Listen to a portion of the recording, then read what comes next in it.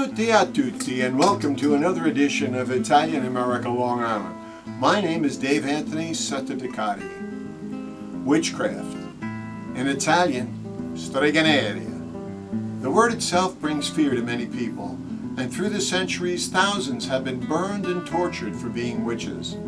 The phrase, "thou shalt not suffer a witch to live," which comes from the Bible, has been used to justify many atrocities.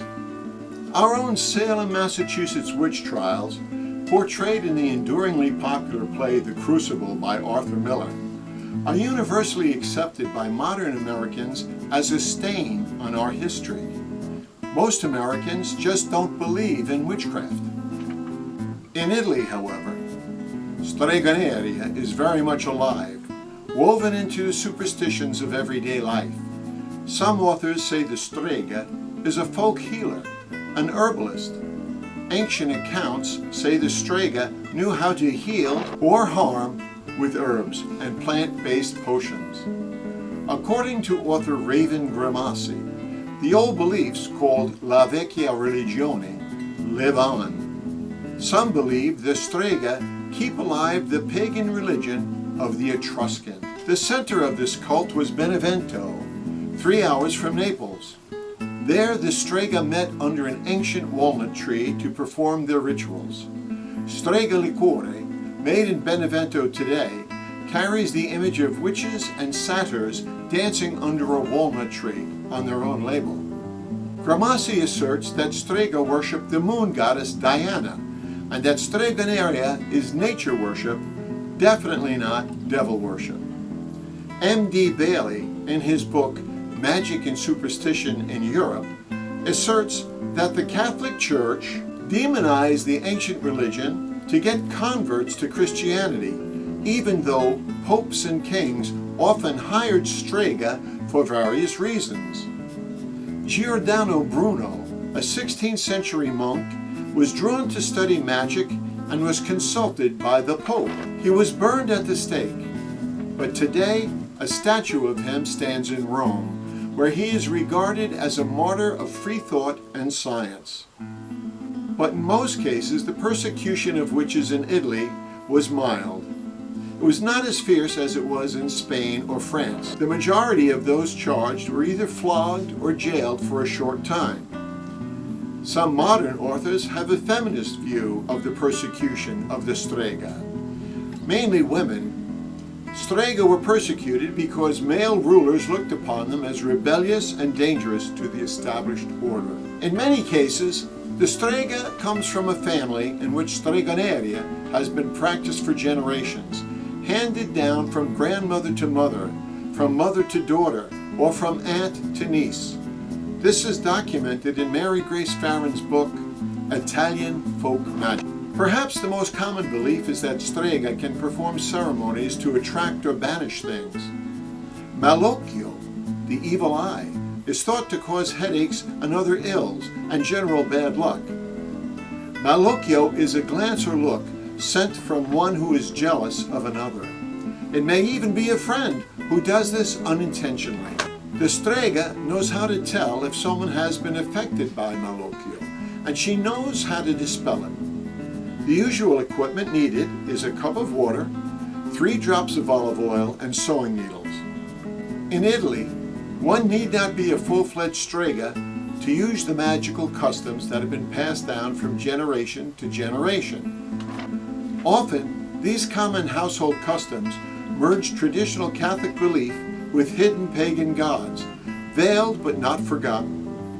Author Mary Grace Farron has cataloged many of the everyday Italian habits and describes the magical intent behind them. According to her, the kitchen has always been the most important and sacred room in the house.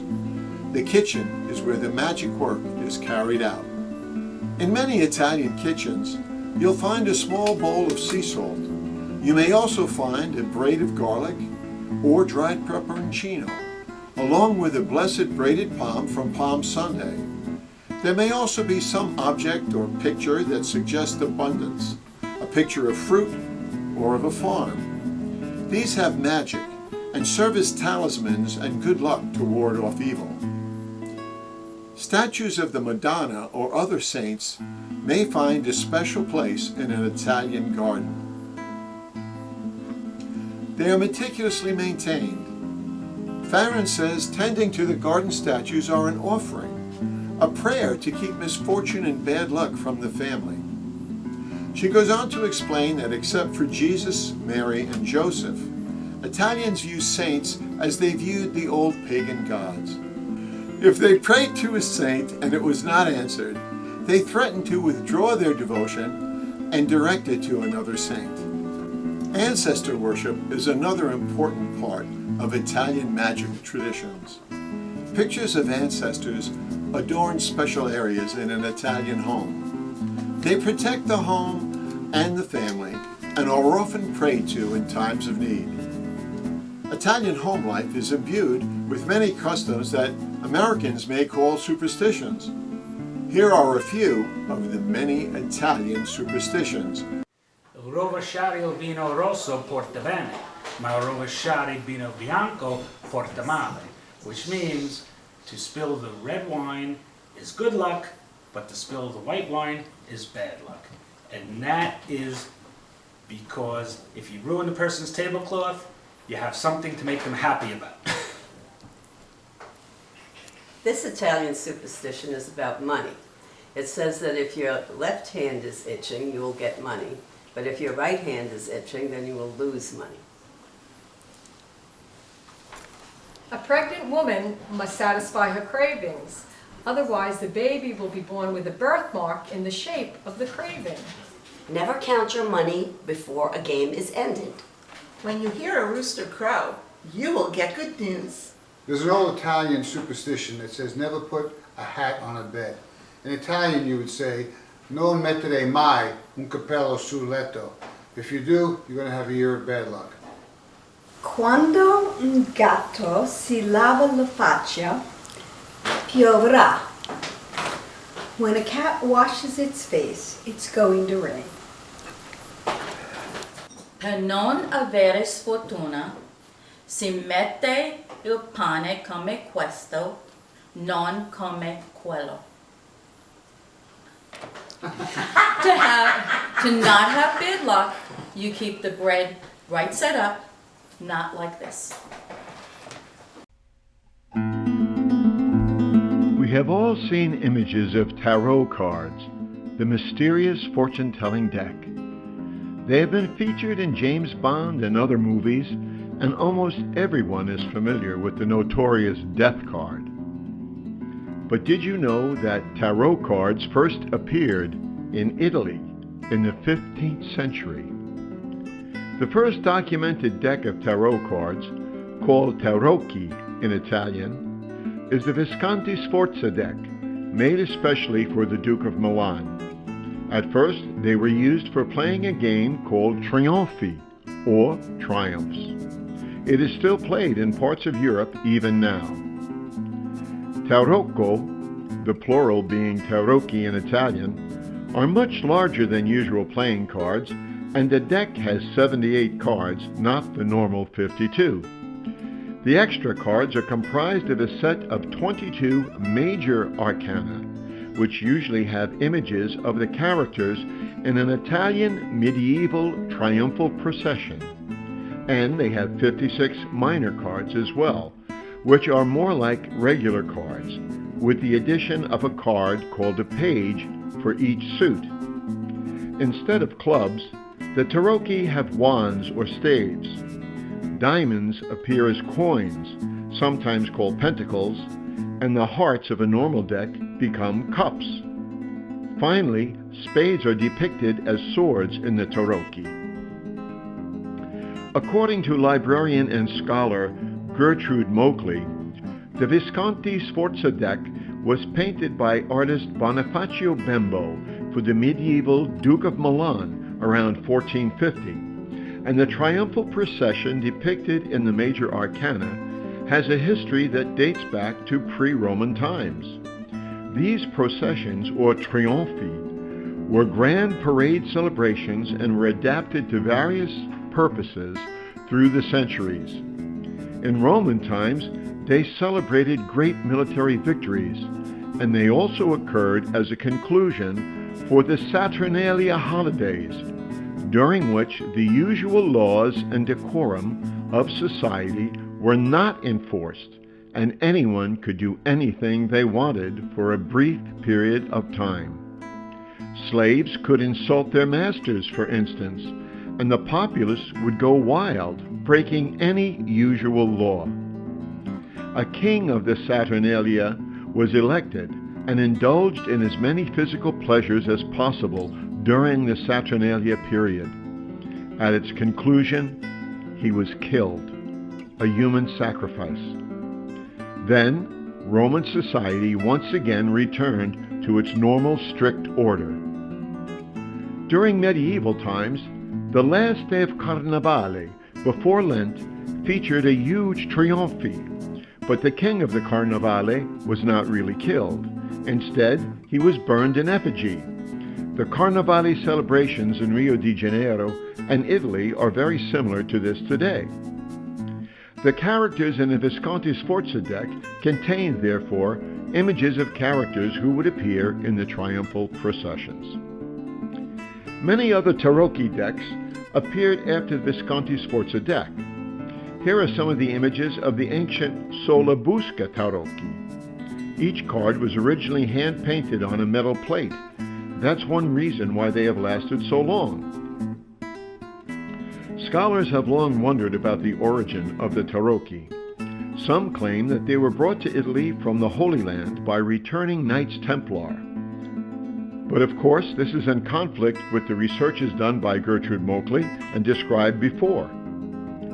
It wasn't until the 17th century that tarocchi were brought to France, where they became known as the tarot. It was there that they were commonly used for fortune-telling, often by gypsies. The gypsies, by the way, are believed to have their origins in Egypt, hence the name gypsy. It was at that time in France that some authors claimed that the now newly named tarot could be used to learn the deepest secrets of nature and magic. It was claimed they originated in Egypt thousands of years ago and have secret meanings that could be unlocked by those who knew. Of course, they became extremely popular for this reason, but mostly people use them to gain insights into their futures or to help with making important decisions. Today, tarot decks vary widely, and there are hundreds, if not thousands, of decks, each with their own particular artwork. But the most popular modern deck is the Rider-Waite deck, designed around the turn of the 20th century.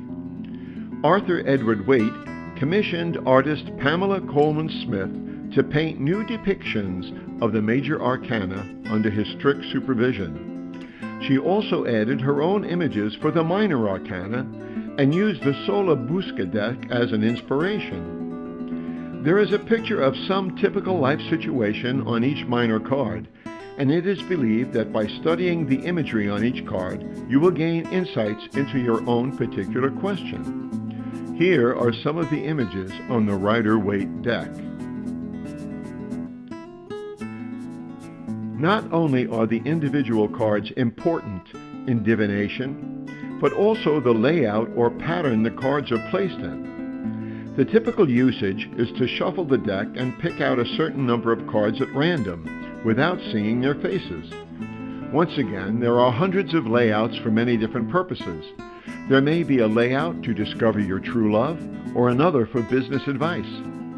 Many tarot practitioners even invent their own layouts, but the most common layout is called the Celtic Cross.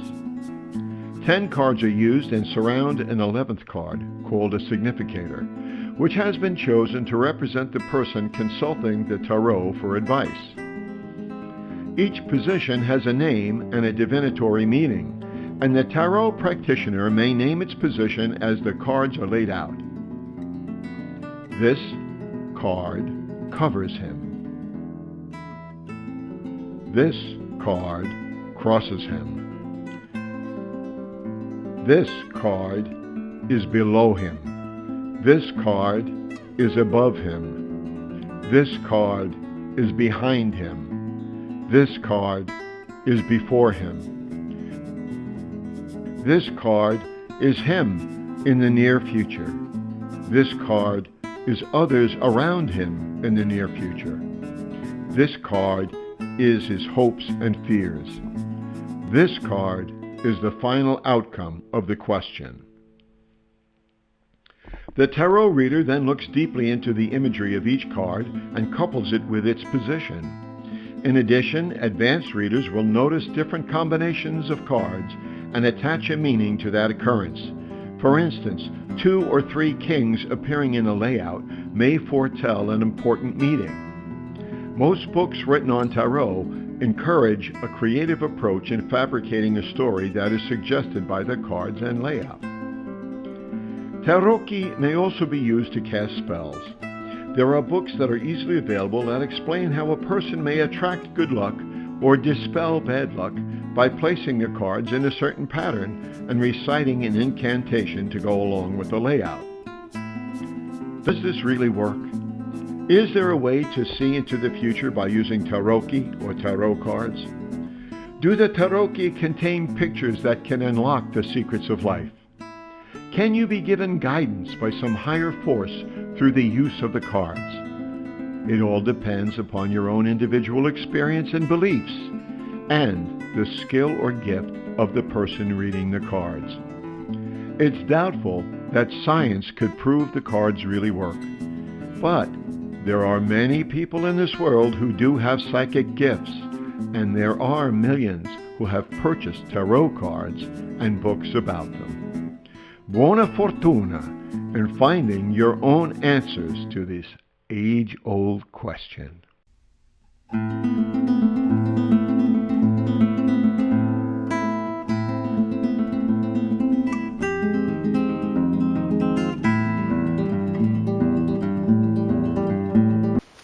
So Aondreiel, what exactly is a mage? A mage is a practitioner of the arcane arts, the occult arts, or magic, as it's more known commonly.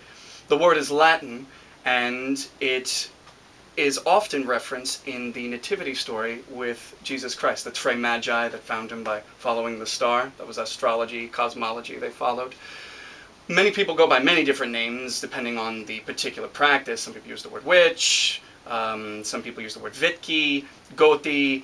There are many different backgrounds. Ugan, Mambo, if you work with the Voodoo. It really kind of depends on where the practice comes from, but it usually has a universal translation as the wise one, or he, she, they who know. So what are some of the misconceptions about your beliefs that the general public has? A lot of people, I've had a conversation with many people about this. Some people believe that, like the word pagan is synonymous with the word atheist, and that's not true. An atheist is a person who doesn't believe in any particular deity, and a pagan believes in many particular deities. Sometimes, often, much like myself, who also works with the Christian Yahweh, Jesus Christ, the Holy Spirit, but also many other deities from any other pantheon that you may or may not want to subscribe to. There are the Hellenists, which are the Greco-Roman practitioners who work with, the Olympian deities and how they translate it in Roman culture. There are Norse heathens, which work with Odin, Frigg, Freya, many of the proto-Germanic deities. There's Native American. Some people use shamanism as an umbrella term. I don't like to use it, but for the sake of speaking about it. Briefly, that anything has some sort of animation. Everything has a spirit. There is Voodoo, which is widely misunderstood, but the biggest misconception that is consistent is that someone is working with some sort of evil or some sort of questionable morality. The thing about this that people need to realize is that any sort of belief system in this particular genre is that morality is not necessarily black and white. There is positive light, there is negative light. Negative light is like the road to hell is paved with good intentions. There's positive darkness, which is divine introspection and the divine feminine aspect as opposed to the divine masculine aspect. And then there's negative darkness, which is close to where that is, but a real rarity, if that answers your question. Okay, so what are some of the things that you do to practice your beliefs? So I myself in brief, I love to say prayers and talk to every deity or entity I work with. There's differences between like deities as opposed to entities. There are some spirits that are closer to this realm than deities. Deities are a bit farther away. In my musical practice, you use particular instruments that are customary. You study things about particular deities. That's like in brief, but in the grand thing, which people always want to know about, is ritual. Drawing a ceremonial circle, lighting some candles or sometimes ceremonial bonfires, and calling to particular entities to achieve something that is particular. Sometimes it's as simple as simply just finding peace in this very fast-paced world, but also praying for the greater good of things. Like right now I know there's a fire in the Amazon rainforest. We will be trying our best to, pray and cast spells, which spells are essentially a focused prayer that uses our will in tandem with the deities we work with, as opposed to just firing up the energy and letting it exclusively go upward. Have a particular intention in mind, what it is that you want to do. Sometimes it's working with the elements around you, like making the fire go, up and down, making weather happen. Sometimes it's about healing, either physical ailments or metaphysical ones that are emotional or mental, finding peace, getting in tune with things and listening to messages that the divine want to tell you or tell the people around you, which would be for the betterment of their soul, learning lessons, and, living a better life in this ever-changing world. So it doesn't sound like this is Satanism at all. Oh, certainly not. I mean, well, see, that's the thing, is that Satan is a very Christian term. A lot of pagans don't believe in a devil or a Satan. But what I practice, truth be told, I don't work with Satan. I don't work with many entities that have a dark portrayal in Judeo-Christian lore. Because, again, morality is not necessarily exclusive good versus exclusive evil. Most things are gray area. All right. So, is this an organized religion of some sort, or is there an organization to your beliefs that goes beyond just you, or are you part of a larger group? So I am a larger figurehead in a particular coven that I am with, called Armonia Daimonicos. So how many people do you think in Suffolk County would be following this type of belief system? It's kind of interesting. There's a large pagan community on the island. A lot of them actually end up in the SCA, the Society of Creative Anachronism, if you're familiar with them. There are many small covens around the Suffolk County area and close to the Nassau area. I know there was a big one in Bayshore. I remember the Silver Broom Ministries. They have since rebranded, but I actually have a lot of friends that go out there. There's a Long Island Beltane celebration. A lot of people from Long Island go to Pagan Pride, which happens in the city, usually later in the summer. So more than you would think, but a lot of people stay in, the joke is, the broom closet. They try to, they're a little wary of telling people about certain things, in fear of having the wrong idea. But I'm very big on practicing what it is I preach and bridging the community, because I work with Judeo-Christian Catholic entities as well as other entities as well. It's not so separate. Hence what we're talking about in Stregoneria. Oh, tell us about that. Now, before in our conversation, you made a difference between Stregoneria and Stregoneria. Could you elucidate on that a little bit? Yes, okay. So the differences between Stregoneria and Stregoneria. Stregoneria is strictly witchcraft. Doesn't necessarily include Catholic folk magic and Catholic backgrounds, whereas Stregoneria more commonly is used to denote that there was a mix of witchcraft and Catholicism together, a veneration of the saints. There's a lot of saint work that tends to happen. The saint work is very similar to working with Greco-Roman deities. I've noticed that they're sometimes used interchangeably depending on the background of belief. Do you have any proof that your rituals actually make a difference in the physical world? I suppose you'd have to speak to some of my clients. I've had many, I primarily do a lot of healing work. People tend to come to me to reveal the sides of themselves that they're repressing so that they can become who they are fully instead of living half of who they are. So I have many people that can attest that I've taken away physical pain from them, that I've helped them further understand metaphysics. I have made, at the very least, agnostics out of some people who used to claim to be atheists.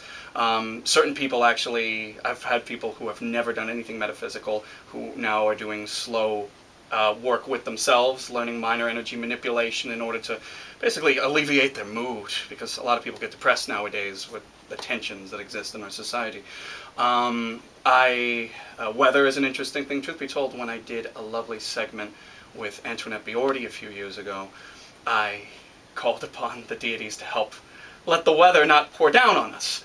And it was raining. We went outside. I asked it to stop. It stopped. Then as soon as we got all of our material in, as soon as we got my table and everything that wasn't waterproof back inside, the rain poured down. Now, I suppose that, it's hard to necessarily prove with a standard modern understanding of the scientific method. You could see when fire reacts, when the wind starts to blow, when you're able to move, the whole telekinesis. The word kinesis is a Greek word that just means to move, to have influence on.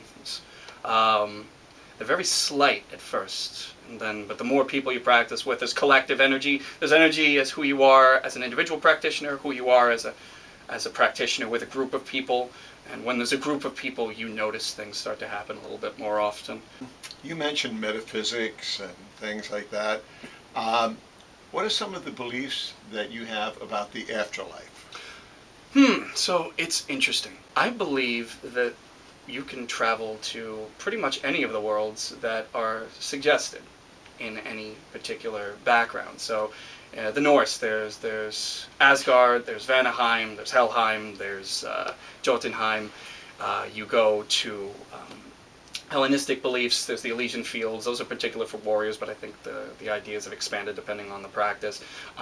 There's Hades, which isn't necessary. People usually portray that as hell, and it's not really a Christian hell. Again, hell is more of a Catholic concept. So now when you, in a long, long time, I hope, have to face the final moments, where do you think you will be going? I think that your belief in something will take you anywhere. So I believe that I will be able to travel just about anywhere, and anywhere these higher powers will call me. There's certainly others. I know a lot of Wiccans believe they call it something known as the Summerlands, which is essentially a very earthy form of, I guess, what people would think a heaven would be.